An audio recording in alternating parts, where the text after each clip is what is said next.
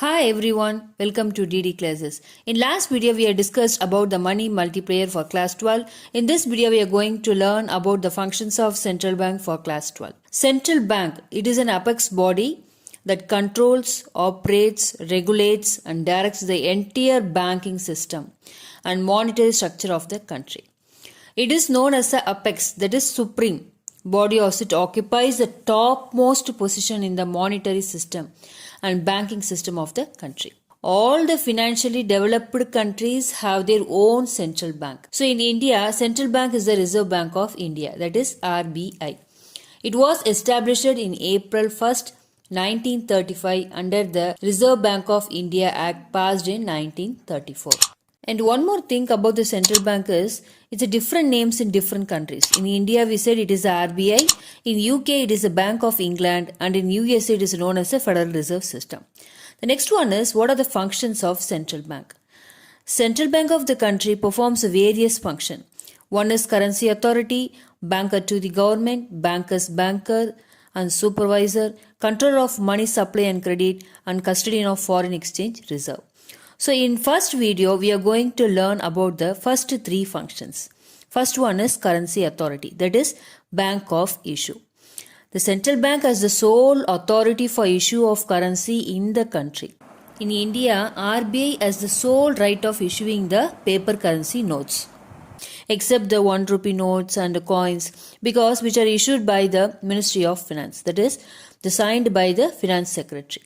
So all the currency issued by the central bank is its a monetary liability. That is, central bank is obliged to bank the currency with assets of equal value to enhance the public confidence in paper currency.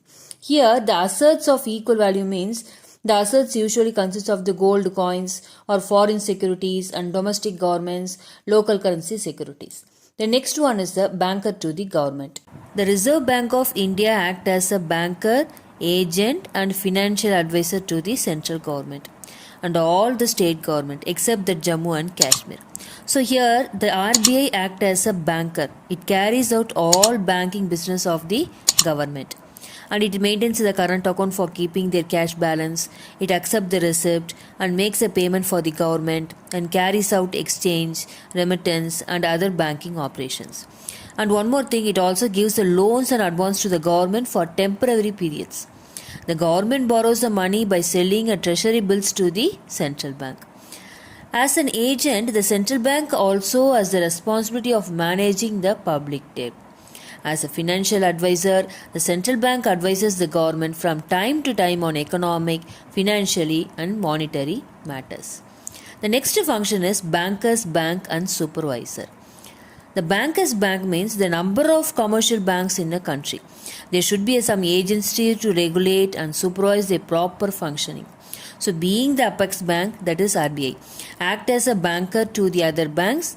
It bears the same relationship with commercial banks as the latter maintains with the general public.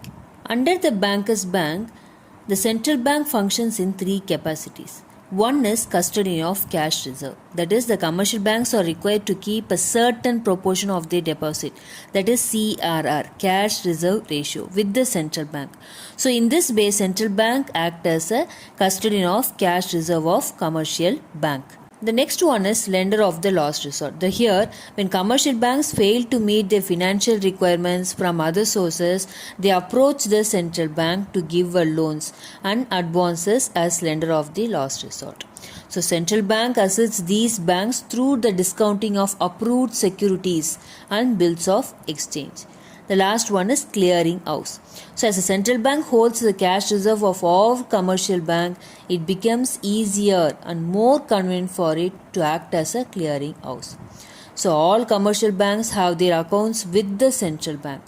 So the central bank can easily settle the claims of various commercial banks against each other by making a debit and credit entries in their account also.